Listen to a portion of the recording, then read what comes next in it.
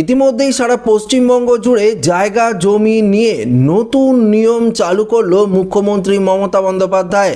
হ্যাঁ বন্ধুরা, আর দালালের চক্করে আপনাদের পড়তে হবে না। এবার নিজেরাই জায়গা জমির সমস্ত কিছু সমস্যার সমাধান করতে পারবেন।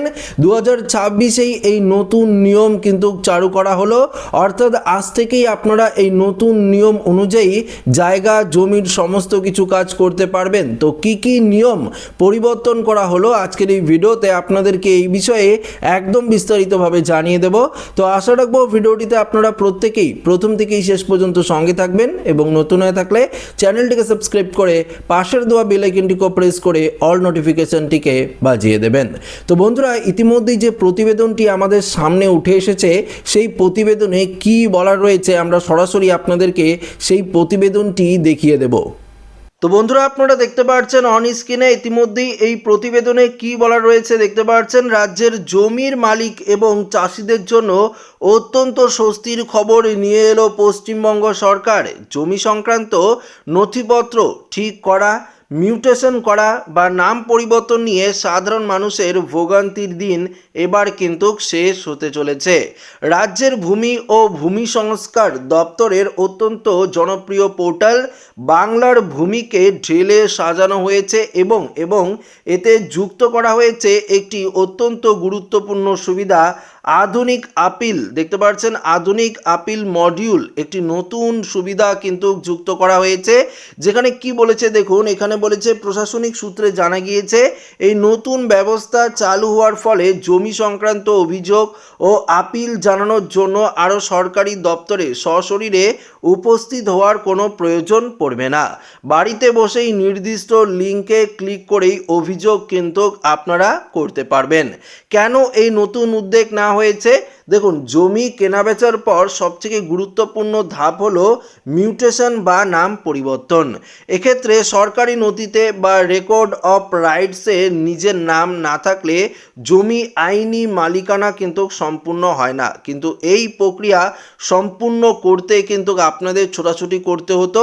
এবার কিন্তু আপনারা অনলাইনেই, অর্থাৎ এই যে ভূমির যে নতুন একটি পোর্টাল আপনাদেরকে বললাম, অর্থাৎ আমাদের পশ্চিমবঙ্গে বাংলার ভূমি যে পোর্টাল রয়েছে সেই পোর্টালে কিন্তু নতুনত্ব যুক্ত করা হয়েছে।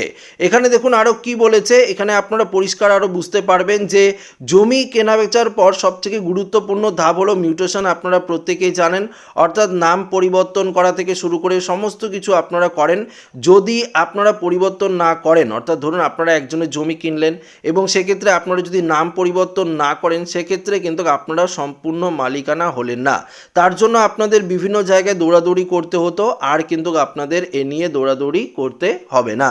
দেখুন এখানে কি বলেছে, এতদিনে অভিযোগ জানানোর জন্য বারবার বিডিও বা বিএলআরও বা জেলা শাসকের বা ডিএম দপ্তরে আপনাদের যেতে হতো, সময়ের অপচয় হতো, যাতায়াতের ধকল ছিল নিত্যদিনের সঙ্গী। প্রশাসনের পরিসংখ্যান অনুযায়ী দেখুন এখানে প্রতি বছর রাজ্যে প্রায় 20 থেকে 25,000 আপিল বা অভিযোগ কিন্তু জমা পড়ে, এমনটাই কিন্তু প্রশাসন জানিয়েছে। নবান্ন আশা করছে এই অনলাইন ব্যবস্থা চালু হলে এই বিপুল সংখ্যক অভিযোগের দ্রুত নিষ্পত্তি হয়ে যাবে এবং সরকারি লাল ফিতের সেটা কিন্তু ফাঁস আলগা হয়ে যাবে। আপিল মডিউল এর মাধ্যমে কি কি সুবিধা মিলবে? দেখুন এক্ষেত্রে ভূমি সংস্কার দপ্তর সূত্রে খবর, শুধুমাত্র মিউটেশন নয়, জমির মালিকানা অধিকার সংক্রান্ত একাধিক সমস্যার সমাধান মিলবে এই নতুন মডিউলের মাধ্যমে। যে বিষয়ের জন্য অনলাইনে আপিল করা যাবে সেগুলি হলো কি কি বিষয় রয়েছে সেগুলো আপনাদেরকে জানিয়ে দিচ্ছি। দেখুন 1 নম্বরে কি বলেছে, 1 নম্বর বলেছে মিউটেশন সংক্রান্ত জটিলতা, অর্থাৎ জমির মালিকানা পরিবর্তনের সময় কোনো সমস্যা হলে বা আবেদন খারিজ হলে তার বিরুদ্ধে আপিল, এটা আপনারা করতে পারবেন। দ্বিতীয়ত বলেছে পাট্টা ও বর্গার সমস্যা, পাট্টা পাওয়া জমি বা বর্গাদের অধিকার সংক্রান্ত যে বিবাদ সেটাও আপনারা সমস্যার সমাধান করতে পারবেন। তৃতীয়ত বলেছে বর্গারদের নাম সংক্রান্ত অভিযোগ, অর্থাৎ রেকর্ড থেকে বর্গারদের নাম বাদ পড়া বা ভুল নাম ওঠা নিয়ে অভিযোগ, সেগুলো আপনারা করতে পারবেন। পরবর্তী দেখতে পাচ্ছেন 4 নম্বরে এখানে কি বলেছে, ফসলের ভাগ, জমির মালিক বা বর্গারদের মধ্যে ফসলের ভাগ নিয়ে বিবাদ, সেটারও সমস্যা করতে পারবেন বা অভিযোগ দিতে পারবেন। পরবর্তী 5 নম্বর জমির অপব্যবহার, বাস্তু বা কৃষিকাজের অপব্যবহার সংক্রান্ত অভিযোগও কিন্তু আপনারা করতে পারবেন। দেখুন এক্ষেত্রে আরও কি বলেছে সেটা আপনাদেরকে জানিয়ে দিই। স্বচ্ছতা এবং গতি আসবে প্রশাসনিক কাজে। এতদিন জমি সংক্রান্ত শুনানির ক্রেতা বিক্রেতা এবং প্রয়োজনে পুরনো রেকর্ডভুক্ত মালিককে নোটিশ দিয়ে ডাকা হতো। বিএলআরও বা রেভিনিউ অফিসার শুনানির পর রায় দিতেন। সেই রায়ে সন্তুষ্ট না হলে জেলা ভূমি আধিকারিক অর্থাৎ ডিএলআর এর কাছে আপিল করা হতো, যা ছিল সময় সাপেক্ষ। এখন থেকে এই পুরো আপিল প্রক্রিয়াটি আপনারা অনলাইনে করতে পারবেন, আপনাদের আর কোথাও যেতে হবে না।